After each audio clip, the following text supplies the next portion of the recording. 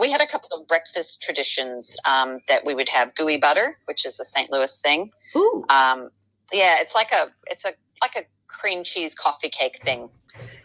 It's very yummy, very sweet, and very St. Louis. So we would have that in the morning and sausage bread. So we would wake up and smell that with the turkey cooking in the background.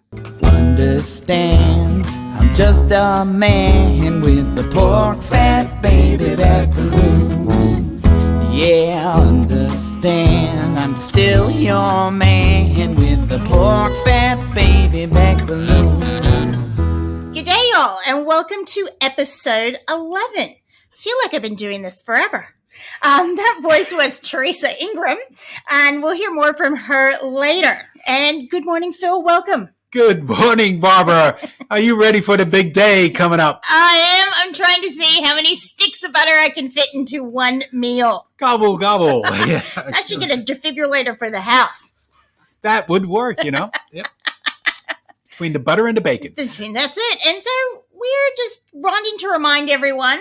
Yep, that our podcast here is about food, about memories, pleasant thoughts, and everything between the U.S. and Australia. What we bring here, what we take back, and vice versa. That's right. And how we have tweaked things that we missed and made them here and shared some of those experiences with our Australian friends. And we hope you all come in and share your experience with us. Yeah, we'd love to hear about your experiences. And we have gone all over the world now. We had a listener from Camden in England. Camden in England? Camden's in Jersey. What exit is that? This would be Amy Winehouse's Camden, I think. I don't know what exit she was on. Oh, she's not with us anymore, but there you go. Today's podcast is about Thanksgiving memories, feelings, experiences. We did prep the other week, but this is more about sort of things that we smile when we think about our relatives. Well, sometimes. Uncle Dave, you mean? No. Yeah, there's always an Aunt Blinn around. And also how we brought the traditions here and the new memories that we have made. So what are you going to give thanks for this year? Well, that you didn't get COVID-19. That's right. We stayed healthy. I was lucky to be kept busy at USA Foods. Also, you know what? I've decided to take a positive look at it. This is the most time I have spent with all the members of my family all together for a long time, and we're still alive. Yeah. We haven't killed each other, and only one of us has moved out. There must be a reason for that. Yeah. And Phil, how are you going with your list? What list? You know, your sticky notes. The list from I keep on forgetting her list because she doesn't remind me about the list. So then I just avoid them. Isn't the list the reminder? Yeah, but fortunately, Jeanette found a way around it. And you know what that is. She lets you know what my list is. That's right. Yes. I get to hassle you as well. Yep, and you leave it on my desk and make sure I bring it home, and then you make me a note, bring home the list. And then I text you later going, did you take home the list? Yep. So have you done any special shopping for it yet? Have you got the turkey? We got the turkey. I think Jeanette bought that in July. No, because she's always way ahead of the game. So we got the turkey and we got all the fixings, and we're going to fry the turkey. Oh. So that's one thing I got to put on my list is to buy the oil for the fryer. Yes. Well, that will be quite. How many liters of oil will you use for that? I don't know. Probably, drain out a Mack truck or something, It comes with a backup and with the hose and tip it in. Yep. Mm-hmm. Yes. Well, I made cornbread. I have made, I've got the butter ready to do the pie crust. I'll do that today, actually. So you don't do the ready-made pie crust? No, I do the old-fashioned way. It's just, as I said, or as my children say, I'm a bit stressed when I do it, but I feel it makes me happy in the end. There's nothing like when you mix butter and flour and, a little bit of ice water together and it makes magic. Ooh, I never did that. Although, it was like the pie crust crisis of like 2007.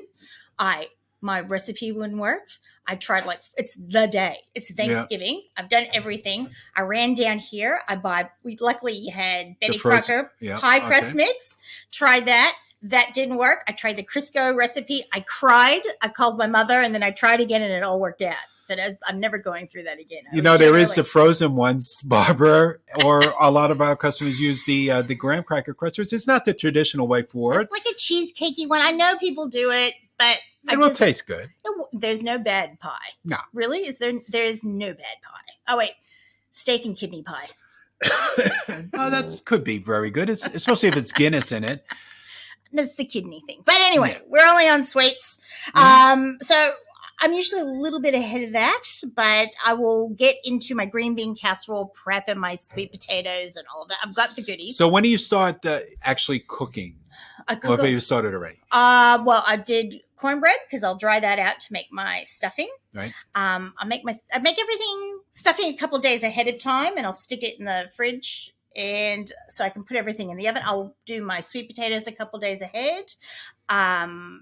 Pies the night before, and I tried just to be a little bit not insane on the day. But you will be. But there's a remedy for that.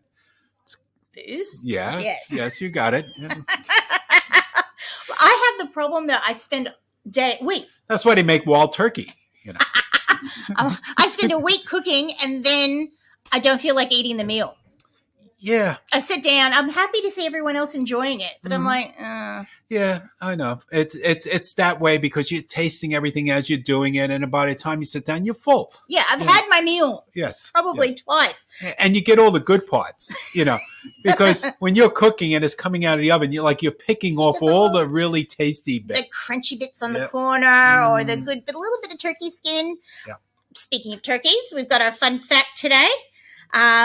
President George H.W. Bush. That's George. That's senior. Senior. Yes. He was actually, I thought this has happened years before. There is a Kennedy story. I'll jump into that in a second.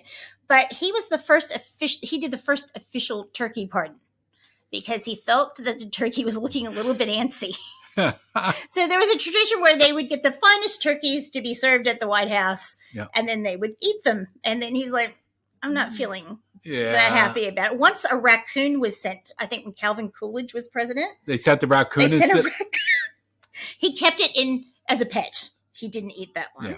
But it was John F. Kennedy saw a turkey and said, you know what? We'll let him grow a little bit more. We won't eat him this year. Yeah. But it wasn't official. Fatten him up. Yeah, for next year.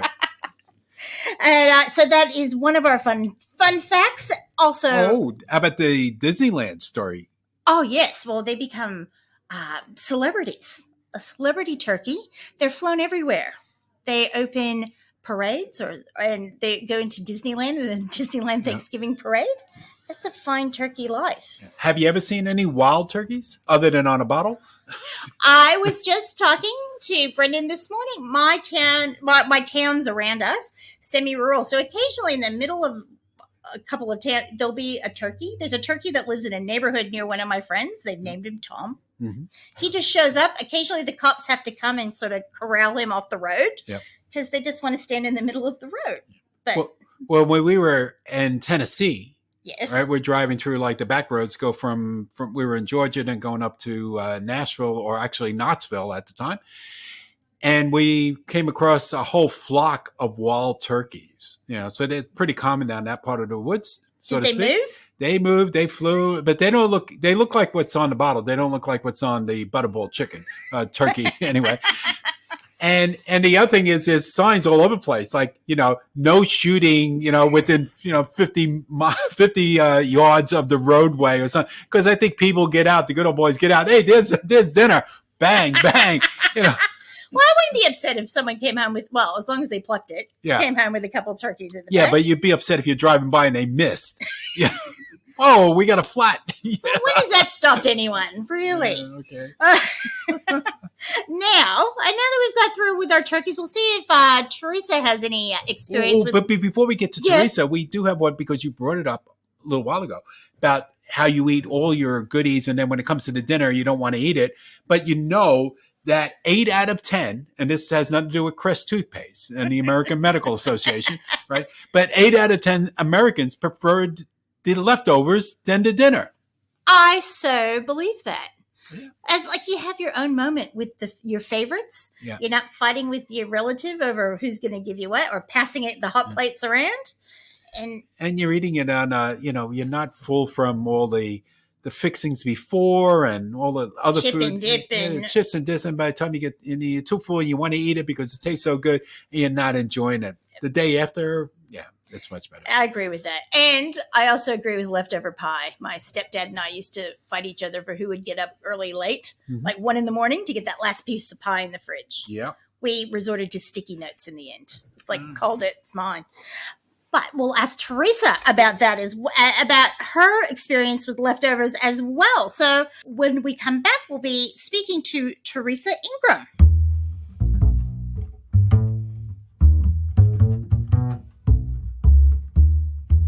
Hello, Teresa. Hi, Barbara.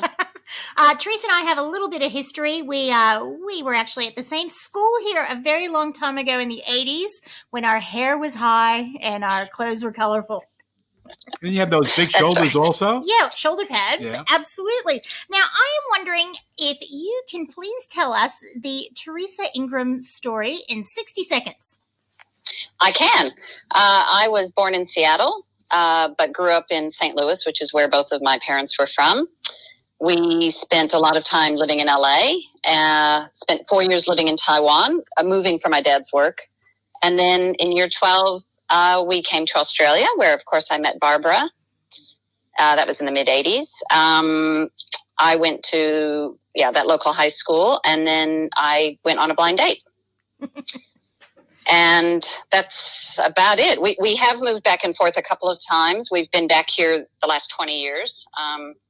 Sam and I have been married 32 years. We have 2 children and 4 grandsons. Busy. Very busy, very busy. And my family is still in St. Louis and Chicago. Thank you very much for sharing that. Now I'm going to introduce you to Phil Bertino. Who you heard my voice before. Hi, Teresa. So saying hello, and we've been just wanting to chat about Thanksgiving memories and the favorites of that. And as you know, I think only people that are away from where they grew up and away from family kind of hang on to some things. So what are some of your favorite Thanksgiving memories growing up? Well, so growing up in St. Louis, my dad's the youngest of 10, so I have a ton of cousins. And I remember Thanksgiving at Grandma's house, cousins running around, lots of food. Of course, the Macy's parade was always on TV in the background. And then, like I said, we moved a lot, and it just changed, little bits depending on where we were living. Yeah, we talked about the Thanksgiving parade 2 weeks ago when we did the prep. And one of the things I brought up and I'll repeat it again, which is very nice, is YouTube is great because you could watch the Thanksgiving Day parades of past by going on YouTube and just like you're at home.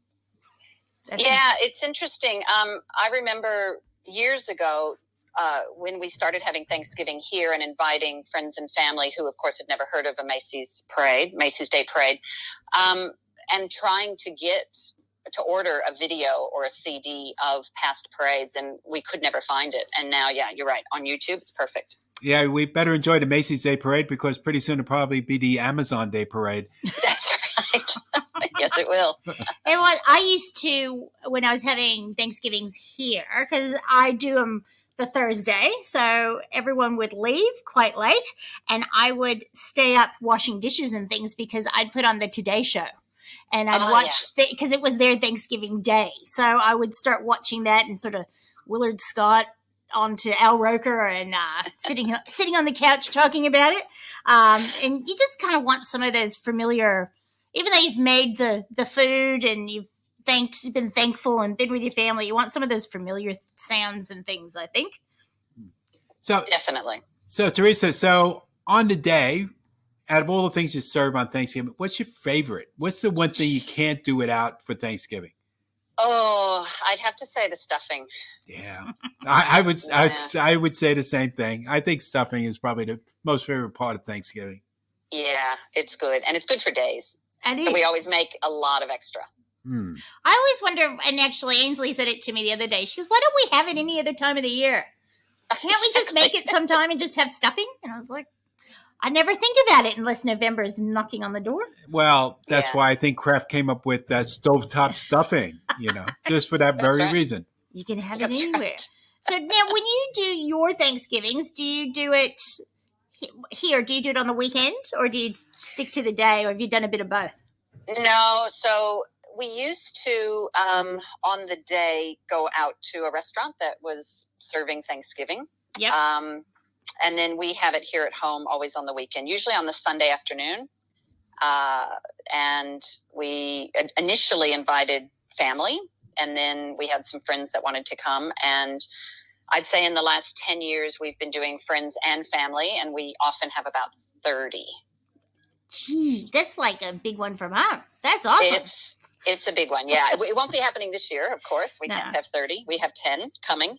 But yeah, we've started doing it at the buffet, and we set up tables outside because obviously the weather is usually pretty kind to us on that day. And yeah, all of our friends love it. They request candy jams. That's the one dish that people ask the recipe for. Yeah, candy yams. It's so simple too, really. Just like smashed yams and sugar. That's right. And butter. Lots of butter. Yeah. And they're afraid of it. I'm just like, just try everything. I won't make you eat everything. Just try it all. Exactly. And then they always go back for that one. That's right. It's like having dessert with your meal, inside your meal, right? Exactly. It's perfect. Yes. Yes. Do you do any, we're famous for our Jell-O salad sides. Do you do any of that on Thanksgiving? I don't. No, I don't do. We did grow up having those for Thanksgiving, but I've let that one slide. Do you? Yeah. I do sort of a very odd Waldorf salad that has pineapple and marshmallows in it. So it's sort of everything but the Jell-O. Yeah. Yum. Yeah, there's no room for Jell-O on Thanksgiving. Yeah, sorry. Phil has had a few bad experiences with Jell-O salads. Oh, right. How would you have done it in Taiwan? How old were you when you were there? Look, I can't remember. I was there grade 5 through 8. Right. I think we just did a family, I think the 5 of us sitting around the table, and I can't remember. So it must have been good. It must have been normal. So normal that it's slipped my memory. I did our first year being married. It was just sort of being young, being married, being poor. We had it, and turkey's not available. Now you can get them. We had a chicken. Our very first Thanksgiving. No gobble, Whatever just works. a little pecking there. That's right? exactly. It was still in the poultry family, Yes. but I could afford that, and the stores would close. Like I'd try to buy stuff on a Sunday, and then the stores were closed, and I was always unprepared. I remember those days. Yeah. So if you remember, and in Taiwan, did they celebrate their own Thanksgiving? No. Because there are like about 17 odd countries that do celebrate some form of Thanksgiving. Yeah, I don't think Taiwan did anything like that. Maybe they didn't tell you. There was an American club that we used to go to sometimes, and to be honest, we may have gone there for Thanksgiving. I can't remember. Now, what sort of pies do you do? Because I was walking through the shop this week, and I had someone on the phone to her mother. I could hear her. Yeah. And she goes, "Oh, that's right. I have to make an apple pie as well." And for me, my family doesn't do apple pie. It is the traditionals. What do you do? So, of course, pumpkin. Yeah. We do chocolate cream pie. Ooh, nice.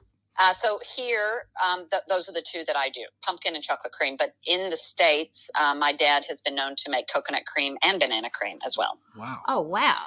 Well, and we have someone this year who's another American coming who's bringing us a pecan pie. I love that. Yeah. We do pecan. Or pecan, I have to say pecan. Or our family calls it beetleback pie because it looks like little beetles. Oh, yeah. Little bugs. I think in New York, that's cockroach pie. Cockroach pie, yes. Yeah. Well, maybe we just took it a little bit nicer. That pumpkin pie, sweet potato pie, and then Ainsley sometimes will make a cherry pie as well just because she doesn't like the others. Yeah, I love cherry pie. Cherry pie is probably out of my favorite pie. But what do you just do pecan? We just... Pumpkin. As a kid, we just did pumpkin pie. That was it. Nice. Yeah, and it wasn't store-bought. It was all made by hand. Well, I was, as I was reading up on Thanksgiving a bit more, because I look at cookbooks and things like that, like just fiction, like novels. I love it. And that's probably the original American, like North American pie. They haven't going back to the 1600s pumpkin pies. Yep. So that's quite nice that has carried through. Yeah, I'm just wondering, do you remember your sticker shock the first time you bought a turkey here? Oh. I know that we had trouble sourcing them, especially at Thanksgiving. Yes. Because they would bring them out for Christmas. But I remember wanting to order them, and they were surprised by how early I wanted it. I know. I had a few disagreements with a few butchers over the years, way back when. Yeah. Now it's pretty common. You see them, because they're frozen, they're already in the freezers at all the majors. And, you do see the fresh ones out now. Exactly. But and we've moved from a whole turkey to a turkey buffet. Oh, I don't know. I need the legs and the wings. Yeah. And the rear end. Well, yes. My first turkey here was $90. Oh. And I just about cried, but I had to have it. No matter what, I was going to die on that hill. I was going to have it. Yeah. It's still $90 on it. Even at Costco was looking at the birds over there. They were in the $80 to $100 range. Well, then my mother, I'm sure your mom would do, the lovely Shirley. I have been lucky enough to meet Teresa's parents. My mother go, really? It's 25 cents a pound today? And I was like, do you not have to tell me that? I don't need to know That's that. right. Show off. Yeah. So all of the metric people, that's about 50 cents a kilo, or even with the exchange rate, that will be about 65 cents a kilo or 80 cents a kilo. So frustrating. And it wasn't not $10. Yeah. It wasn't even John Madden's. John Madden, so when he used to do the football games around Thanksgiving, he managed to get a 6-legged turkey. So whether they sewed them on. Or maybe it went to, something to do with the Simpsons and the nuclear plant, Could be. Yeah, 3 eyes on the fish. That's right. So it's along with the turducken. There's it's funny because you can find a turducken in Aldi now. I was tempted to try it. It's a turkey, and then it's a bone turkey, and inside that turkey there is a duck, and inside the duck there is a chicken, and then there's stuffing in that. Yeah, we bought that one year. I think it was after the fact and it was on sale, but, because it's frozen. I don't know. I don't know what everybody gets all excited about. If I want turkey, I want turkey. I don't want turkey and a duck. What was that, Teresa? I said I have never heard of that. I think it's a Southern thing. But John Madden did bring that out, a turducken. And then I just find too many things stuffed into too many things. I just want one poultry at a time. Yeah. The only stuff I want stuffed in my turkey is stuffing. Yeah. Absolutely. Not another animal. Hang on. Do you put stuffing in the bird, Teresa, or do you cook it separately? I cook it separately now. We used to put it in, and then all the salmonella fears and all of that, and we've been doing it outside since. We just never went back to it. That's good because you get the crunchy bits too. Yeah, that's right. That way. I put on Home for the Holidays or Trains, Planes, and Automobiles when I'm getting my Thanksgiving together. Sometimes, that last day, that final push. And what sort of, do you watch anything like that? Anything that you put on just so you're in the mood while you're making it? It's usually when we start our Christmas movies. So I don't have a specific one, and I don't usually do a Thanksgiving movie. Just the whole day or two in prep, we'll just have Christmas movies playing back to back. Yeah, we do a bit of that too. What's your favorite? Look, we love Elf. We do love Elf. Movie, yeah. Yes, we do that. We rotate between Christmas Vacation, because I have to do that, and A Christmas Story. Didn't they do a Freddy Krueger movie for Christmas or Thanksgiving? Well, I don't know. Not in my house. My kids just got old enough, and Teresa's got little grandchildren running around. She doesn't need a Freddy Krueger running around. Well, killing the turkeys and stuff. Yeah, no. There's none of that. No. What would be, you're waking up, because I know I would wake up in the morning and smell turkey at home when Mom was doing it. And that was like the best you smelling the cooking, and she'd be a little bit happy, and she'd have her apron on, and I'd walk out, and then I'd loaf around the house because I wasn't doing any of it. What's your typical Thanksgiving memory? I think similar, but also my dad would start making pies the day before. And so, you'd go to bed and the whole house smelled like pumpkin pie already. And then we had a couple of breakfast traditions that we would have gooey butter, which is a St. Louis thing. Ooh. It's like a cream cheese coffee cake thing. It's very yummy, very sweet, and very St. Louis. So we would have that in the morning and sausage bread. So we would wake up and smell that with the turkey cooking in the background. Oh, that'd be magic. Yeah. So I never experienced that because we never did the cooking at home. It was always at my grandmother's and my aunts, Connie and Francis. Okay. Yeah, true. Connie and Francis. Yeah, Connie Francis. Easy to remember. Never. Yeah. And but we would get up, and my father or my uncle Joey would take all the kids down in the city and go to the parade. And I remember that and feeling the percussion. When you're in a live parade, you feel that percussion coming at you, especially as a kid. It's like getting hit by a wave, And then, of course, my Uncle Joey, being the comedian of the family, once the Santa Claus came, that was the end of the parade, right? But we couldn't leave yet because we had to cheer on the Department of Sanitation picking up all the animal too.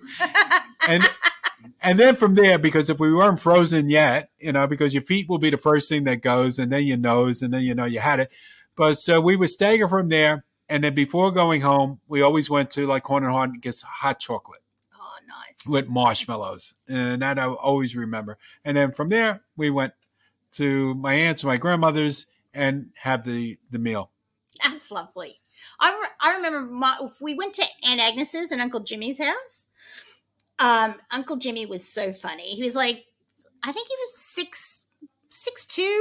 He always seemed like a giant of a man, and he had like a Pendleton sort of plaid top on, and he smelled good. I remember he picked me up, and he would make everyone a drink. So if you were a Catholic, he'd make you a Catholic, which was Christian Brothers brandy and 7-Up. I think it was. If you were a Presbyterian, he'd put, I don't know whether it was whiskey or scotch in it. 7-Up. So he'd make these little cocktails for everyone, and I think I got an early taste of Bailey's very young. That was for the Irish. The Irish. He just wanted to warm me up because it was cold, I think.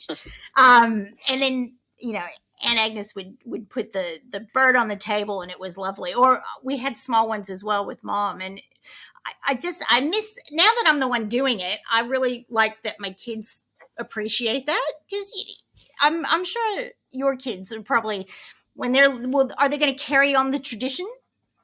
I think they will. I think they'll let me continue to do it as many years as I'm willing. That's all our goal, isn't it? Yeah.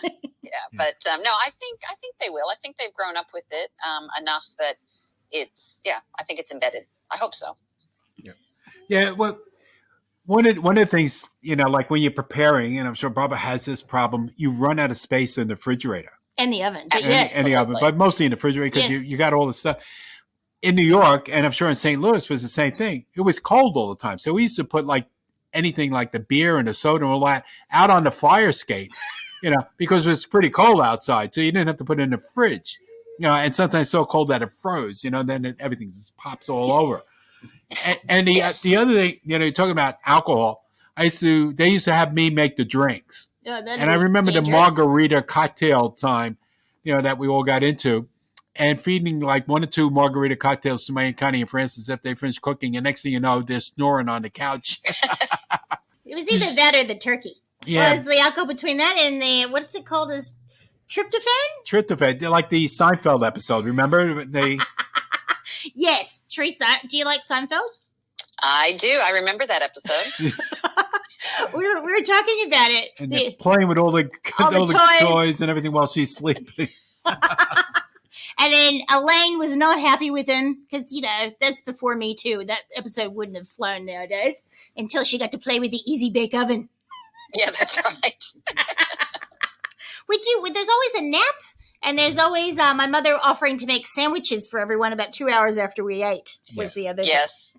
Yeah, well, that's we what used to we did. So we would eat we would eat between football games, of course. So it was, in the afternoon, and then you would have your dessert, and then a couple of hours later, everyone would go back in to make sandwiches. we used to fill the time in between a lot, either playing penny ante poker Nice. or bingo, some type of form of gambling, So we did that in between, and then of course then everything came back out again, whether you had sandwiches or just by itself. Oh, it always tastes better, I think, the second round. Yeah.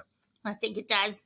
Well, now, Teresa, I want to thank you very much for joining us today and sharing some Thanksgiving memories, because it's lovely. There's a few people I have around me that can understand it, and you are absolutely one of them, and I appreciate that. So I hope you have a lovely Thanksgiving.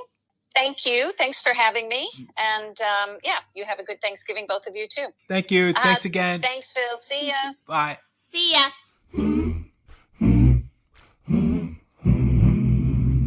Oh, that was lovely to speak to Teresa, and we thank her for being with us. I did forget to say we did have one very interesting Thanksgiving dish. My cousin has been vegetarian forever. Like, she's one of the official vegetarians from like the mid-60s. And you still talk to her? Well, I do love her. Okay. But she's not one of those people, if you accidentally give her bacon and eggs, she'll just pick the bacon off. She goes, if I worried about what was in the kitchen, I'd never eat out. Exactly. One year, she made lentil loaf and put it in the shape of a turkey. And I wanted to participate and enjoy that, but I couldn't do it. So how would she put glue in it or something to keep it together? Or lentils are a bit sticky. I don't know how it happened, and I actually didn't have any, and I think I got in trouble for not. I wasn't rude, but I was just like, I just can't do it. I just would not be able to do it. And I want to put Teresa, I have to put her on the list because we do Thanksgiving a bit differently at our house, where we invite a different couple or couples every year, and you don't get invited back again. Yeah, it's like Wheel of Fortune. That's right. You spin the wheel. Oh, there we go. That's right. So every year we have different people because we kind of try to share what it is. Yep. And usually it's Australians. We've had Americans like Dave Turpin, who we spoke to. He came a few years ago. But yes, the list is long. We never kept track of it. But you have a mental track of it. But it's always lovely because it's new for someone every year. Yeah. So we get that whole reaction, and I have to warn them what to eat, what not to eat. Or no, they have to eat everything. Mm-hmm. Don't complain until you've tried it. But we like sharing that tradition with people because it's the most beautiful holiday. Well, that's what Thanksgiving is supposed to be. Yeah, sharing. That's exactly right. I'll try to tell that to Jeanette, but no, you're not bringing anybody over. I can just hear it. Don't be mean. I've been there and had a very good time. Yeah. I might be off the list, though, because I've been once. Yeah. No, she has no list. We're listless. I'm not touching that. I'm just leaving that alone. And when we come back, we will be giving out our secret code.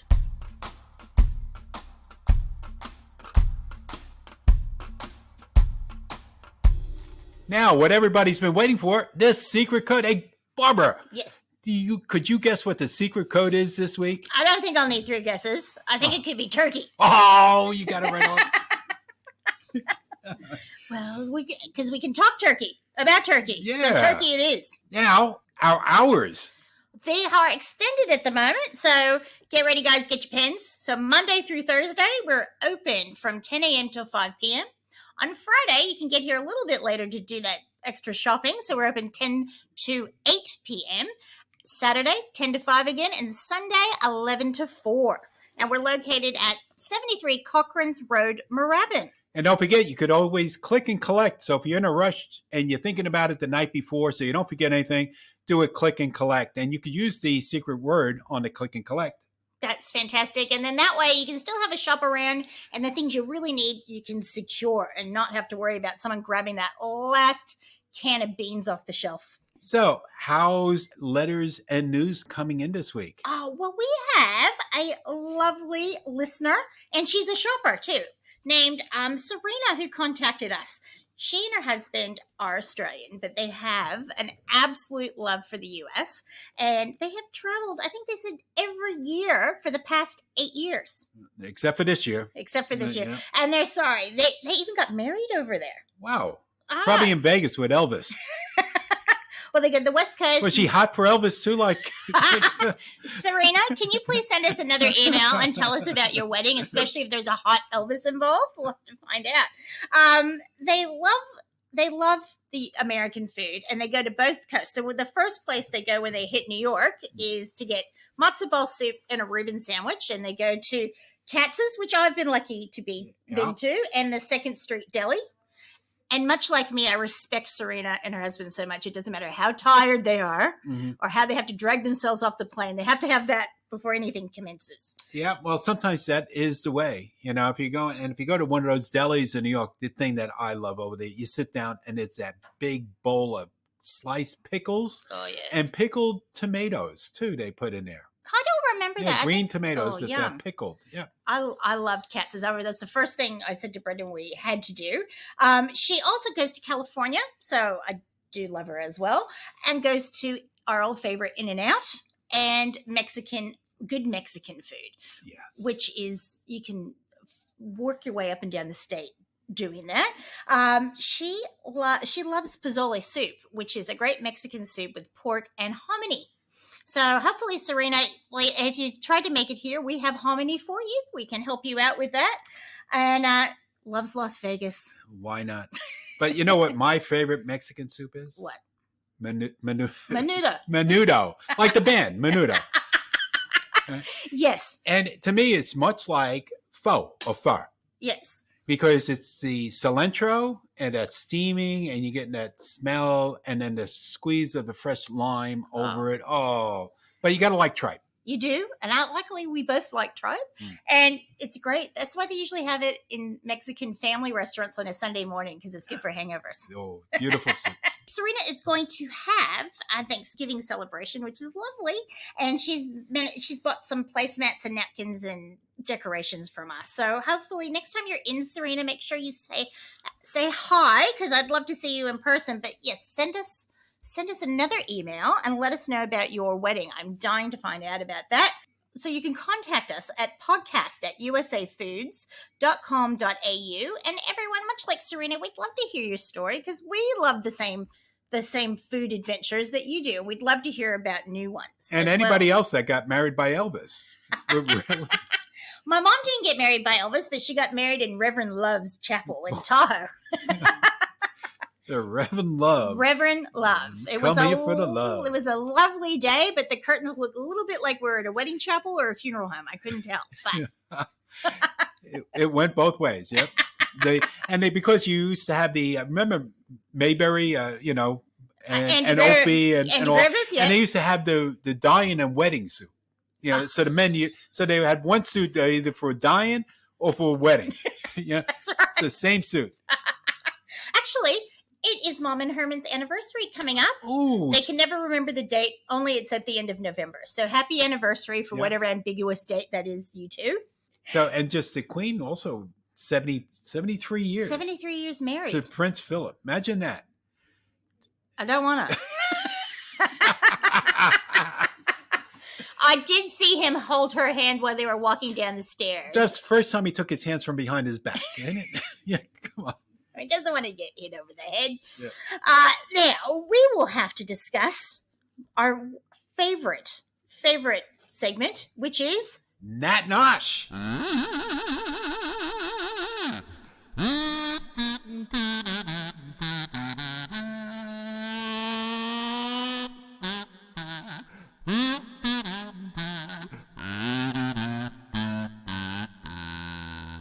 So, let's go.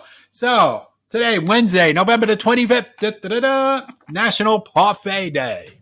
Yum. Now, there are two sorts of parfaits. We're having a little conversation. Yes. I don't know if I've been here too long because I'm thinking the Master Chef, it just looks like an ice cream that they've mixed and put together, and it looks like a flat ice cream, and it's called a parfait. Sort of like a spumoni. And I was just like, But hang on, a parfait has layers in it. So it's ice cream and then chocolate sauce and then more ice cream and then peanuts. And then it's like a parfait of flavor. Yes. I guess it's what you make of it and or where you go. But yeah, I agree with you. It should be so I always associated with ice cream, sort of like a sundae, maybe a little fancier or not fancier. That's right. I think it's a layered sundae, yes. But I'm sorry. I'm not sure. But as I said, I've been here too long. Yeah. And tomorrow on Thursday is National Cake Day. What a beautiful day. Oh, lovely day in the neighborhood. So what is your favorite cake from back home? Angel food. Oh, two. Angel food cake. Oh, I said one. No, I can't. I Okay. can't. And there is a coffee crunch cake. Ooh. That is from evidently a little Italian bakery in San Francisco. And they make like a coffee honeycomb. So it's a white cake, I think it is. And then you cover it with this honeycomb, this coffee crunch honeycomb. And you can still get it occasionally. And it freezes well. And it's lovely. Yeah. My favorite is blackout cake.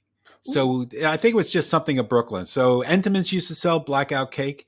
Used to go by the train station when they used to have bakeries. Right. And there was another one, Alba Bakery on 18th Avenue in Brooklyn, made an unbelievable blackout cake. And it was just like chocolate and chocolate and chocolate.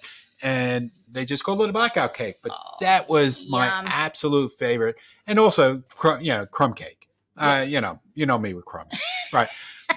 This one time I used to work from midnight to 8 in the morning, right? And I'm coming home on a Sunday morning. Right.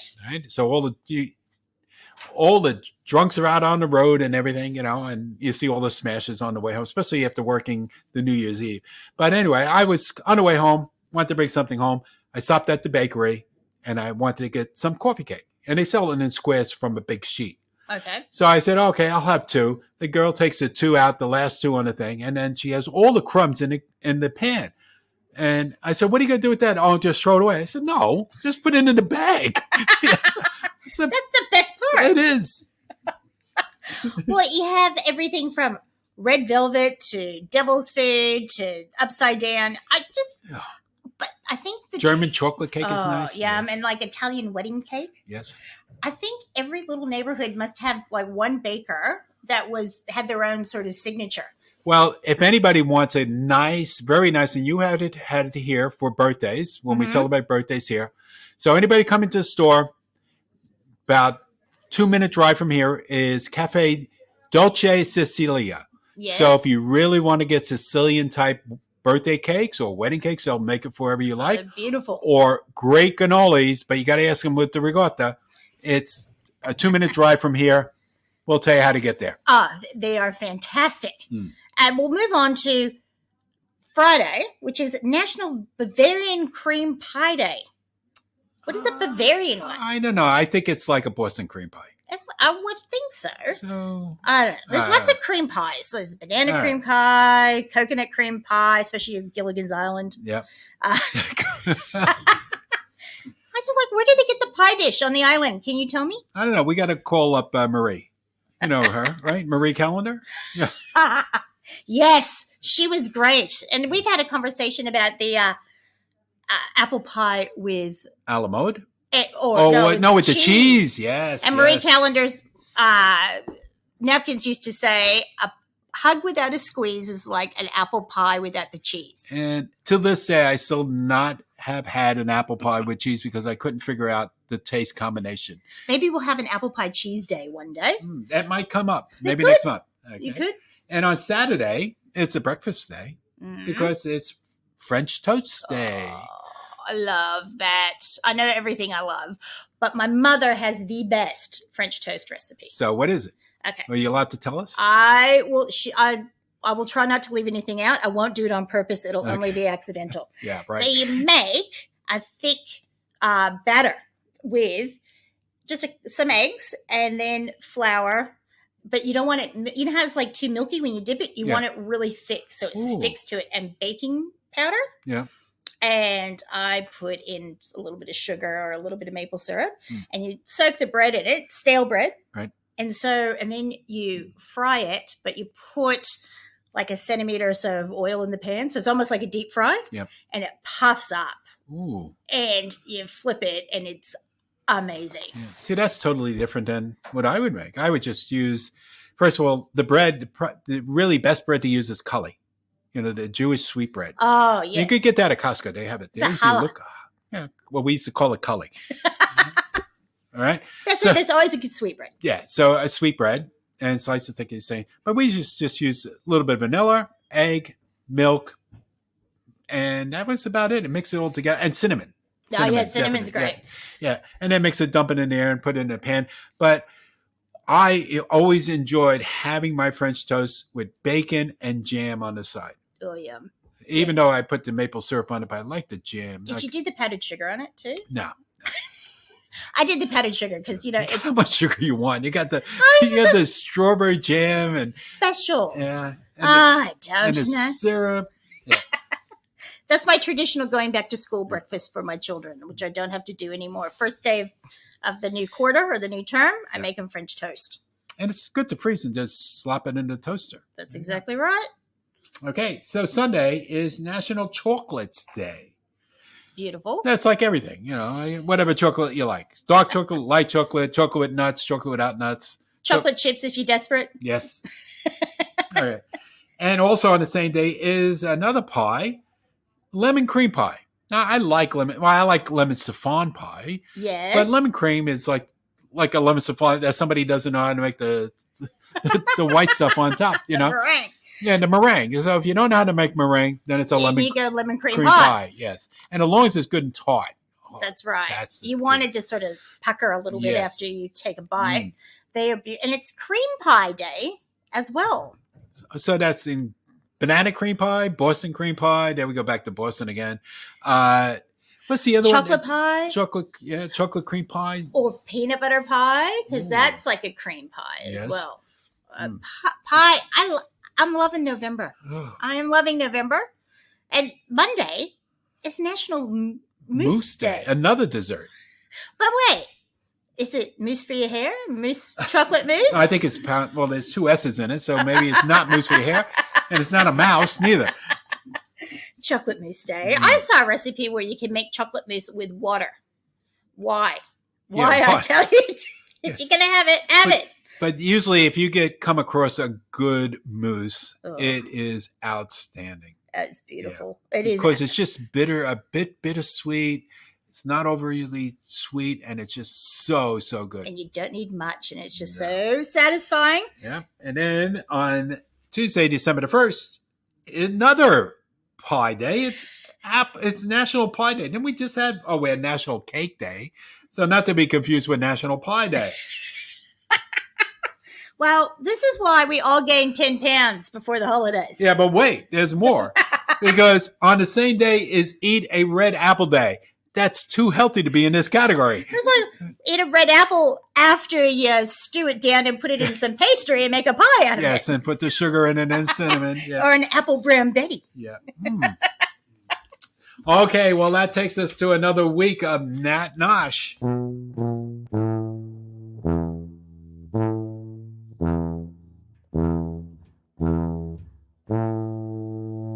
Okay, now for next week, guess what we're going to talk about, Barbara? It's like we didn't talk about it enough. What? Pies.